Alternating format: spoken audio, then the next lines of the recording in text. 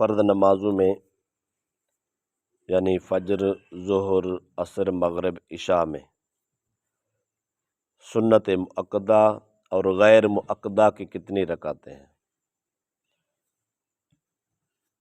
سنت مؤکدہ کی کل 12 رکعتیں ہیں اور سنت غیر مؤکدہ کی 8 رکعتیں ہیں، یعنی دونوں کو ملائیں تو 20 رکعت سنن بنتی ہیں۔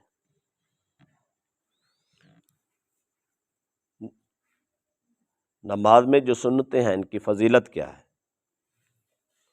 ام المومنین حضرت ام حبیبہ رضی اللہ تعالی عنہا راوی ہیں، جامع ترمذی کتاب الصلاۃ میں یہ حدیث موجود ہے۔ حضور نبی اکرم صلی اللہ علیہ وسلم نے فرمایا من صلی فی یوم و لیلۃ 12 رکعۃ بنی لہ بیت فی الجنہ۔ حضور رحمت عالم صلی اللہ علیہ وسلم نے فرمایا جو شخص ایک دن ایک رات یعنی 24 گھنٹوں میں 12 رکعت نماز اللہ کی رضا کے لیے پڑھتا ہے، اللہ تعالیٰ اس کے لیے جنت میں ایک محل تیار کر دیتا ہے۔ وہ 12 رکعت کون سی ہیں؟ فرمایا اربعا قبل الظہر، 4 رکعت نماز ظہر سے پہلے، ورکعتا بعدہا، 2 رکعت فرضوں کے بعد، ورکعتین بعد المغرب، 2 رکعت مغرب کے بعد، ورکعتین بعد العشاء، 2 رکعت عشاء کے بعد، ورکعتین قبل صلاۃ الفجر، اور 2 رکعت نماز فجر سے پہلے۔ یہ 12 رکعت سنت مؤکدہ کہلاتی ہیں۔ یہ سنت مؤکدہ پڑھنے والے آدمی کے لیے خوشخبری ہے، جب 24 گھنٹوں میں 5 نمازوں میں 12 رکعت سنن ادا ہوتی ہیں، اللہ تعالیٰ ہر نمازی کے لیے ایک محل جنت میں تیار کر دیتا ہے۔ دوسرا سوال ہے نفل نماز کسے کہتے ہیں؟ نفلی نماز سے مراد ہے وہ نماز جس کا پڑھنا کسی شخص پر لازم نہیں ہے بلکہ پسندیدہ فعل ہے، مثلا نماز تہجد، نماز اشراق، نماز چاشت، اوابین، تحیۃ المسجد، تحیۃ الوضو، اور نماز استخارہ، نماز تسبیح اور نماز حاجت۔ یہ جتنی نمازیں بھی ہیں اس میں نماز استسقاء بھی آ جاتی ہے، دیگر بھی آ جاتی ہیں، یہ سب کے سب نفل کہلاتی ہیں۔ یہ کسی پر لازمی نہیں ہے، اگر کوئی شخص پڑھتا ہے تو اللہ رسول کو بڑا پسند ہے، اگر کوئی شخص نہیں پڑھتا تو اپنی پسندیدگی میں کمی کرتا ہے، مجرم نہیں ہوتا۔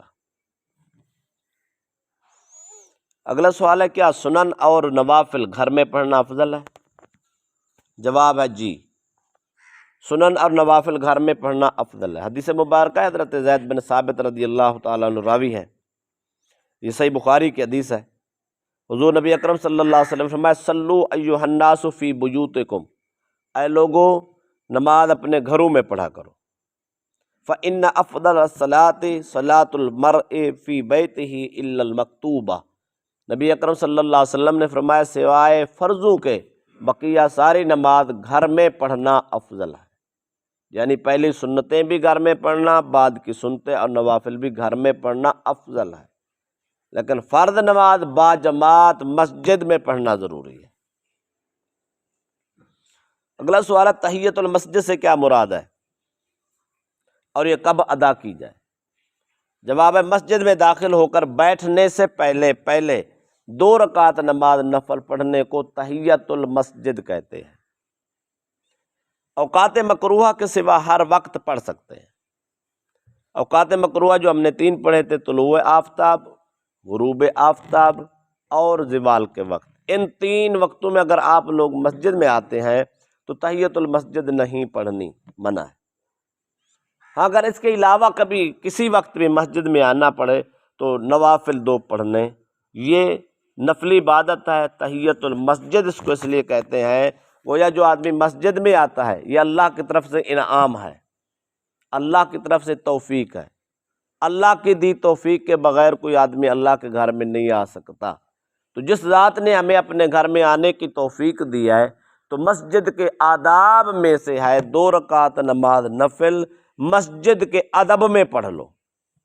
ایک تو مسجد میں آنا، ایک آدمی آتا ہے مسجد میں، آتا ہے اپنا کام کر کے واپس نکل جاتا ہے، اس کا مطلب یہ ہوا اس نے مسجد کا ادب نہیں کیا۔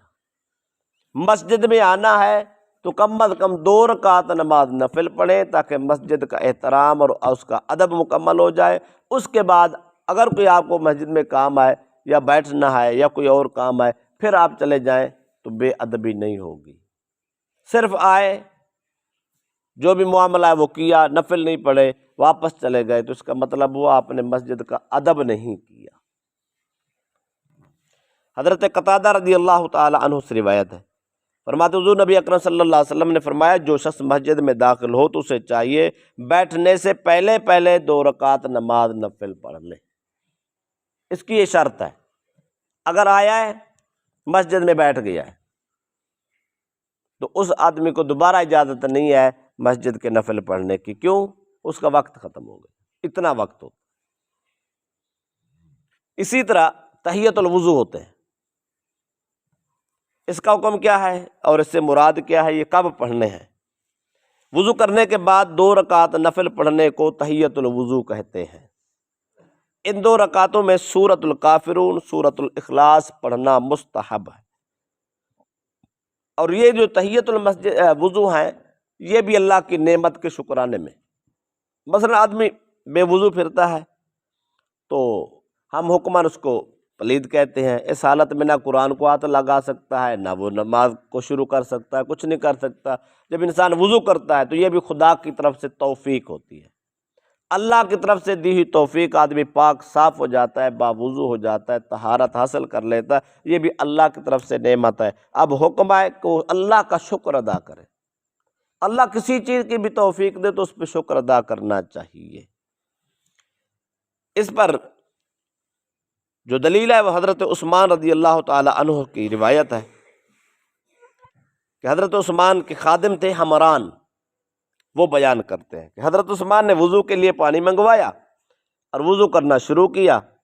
پہلے آپ اپنی ہتھیلیوں کو 3 مرتبہ دھویا، پھر کلی کی اور ناک میں پانی ڈالا، پھر 3 بار اپنے چہرے کو دھویا، پھر دایاں ہاتھ کہنی تک 3 بار دھویا، پھر اسی طرح بایاں ہاتھ کہنی تک حضرت عثمان نے 3 بار دھویا، پھر اپنے سر کا مسح کیا، پھر دایاں پاؤں ٹخنوں تک 3 بار دھویا، پھر اسی طرح بایاں پاؤں 3 بار دھویا۔ پھر انہوں نے کہا جس طرح میں نے وضو کیا ہے اس طرح میں نے رسول اللہ صلی اللہ علیہ وسلم کو وضو کرتے ہوئے دیکھا۔